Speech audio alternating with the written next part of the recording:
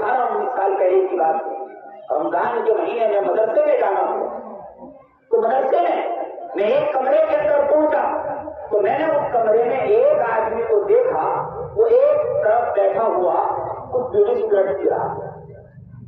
चटाई पर है और कुछ बीड़ी सिगरेट मुंह को लगा रखी। मैं उसके पास पहुंचा, मैंने पूछा आप कहाँ से हैं, क्यों आए हैं, किस लिए आए हैं? तो उसने बताया कि मैं मलेशिया से आया और मैं मलेशिया में प्रोफेसर हूँ। और उसने बताया कि मेरी मलेशिया में इतनी तनख्वाह है और मैं इतना मालदार हूँ। अब से 20 साल पहले उसने कहा था कि मैं जिस बेड पर सोता हूँ उसकी कीमत 1.5 लाख रुपए। लेकिन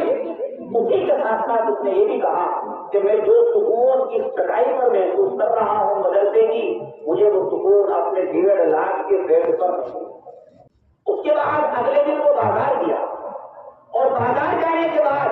उसने दुकान से कुछ सामान खरीदना था, तो वो दुकान पर जा रहा था और एक दिन दुकानदार से पूछ रहा था तो भाई तुम मदरसे में गए हो, तुम शेखुल हदीस मौलाना यूनुस साहब को जानते हो, तुम शेखुल हदीस मौलाना हाफिज साहब को जानते हो, तुम शेखुल हदीस के साहबजादे पीर मोहम्मद तलहा को जानते हो,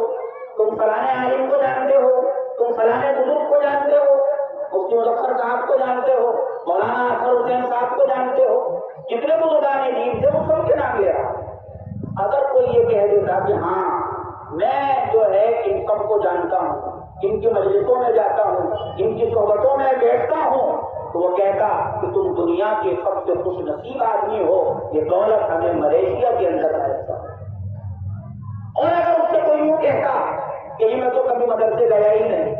मैंने तो कभी बुजुर्गों से मुलाकात की ही नहीं, मैंने तो कभी इनका चेहरा देखा नहीं, मैंने कभी इनकी मजलिसों में शिरकत नहीं की, उसने मुंह पर ही कह दिया कि तुमसे ज्यादा बदनसीब और महरूम कोई आदमी